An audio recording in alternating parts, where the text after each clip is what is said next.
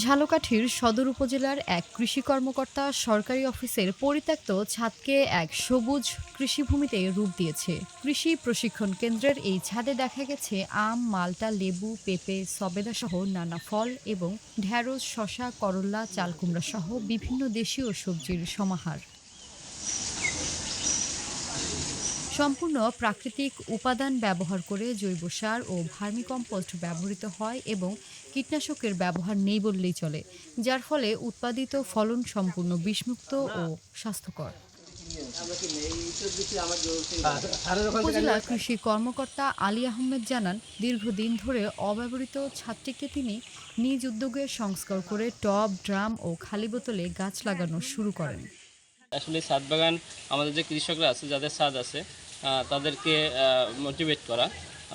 এর আরও একটি উদ্দেশ্য ছিল যে আমাদের এখানে আমরা কিছু প্রযুক্তি ব্যবহার করেছি। আমাদের স্টিকি ফাঁদ আছে, আমাদের সেক্স ফেরোমন ফাঁদ আছে। আমরা সর্বোপরি আমরা চেয়েছি যে এটা আসলে জৈবিক উপায়ে যাতে আমরা শাকসবজি উৎপাদন করতে পারি। এর মাধ্যমে মূল কথা ছিল আমাদের যারা আমাদের উপকারভোগী তথা কৃষক, তারা যাতে এ থেকে উদ্বুদ্ধ হয় এবং ছাদ বাগানের প্রতি আকৃষ্ট হয়। বিশেষজ্ঞরা বলছেন, শহরাঞ্চলে ছাদ বাগান টেকসই কৃষির একটি কার্যকর পথ। এটি খাদ্য নিরাপত্তা নিশ্চিত করার পাশাপাশি বায়ুদূষণ কমিয়ে তাপমাত্রা নিয়ন্ত্রণেও সহায়তা করে। যাদের ছাদ আছে তারা যেন ছাদ ফেলে না রাখে, আর জৈবিকভাবে ফসল উৎপাদন করে খাদ্য নিরাপত্তা নিশ্চিত করার ক্ষেত্রে তারা যেন ভূমিকা রাখতে পারে।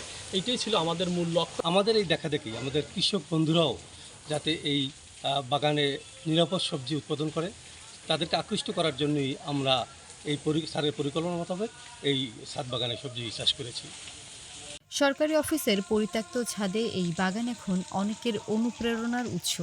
অনেকেই এটি দেখতে আসছেন এবং নিজেদের বাড়ির ছাদে ছোট পরিসরে কৃষিকাজ শুরু করার অনুপ্রেরণা পাচ্ছেন।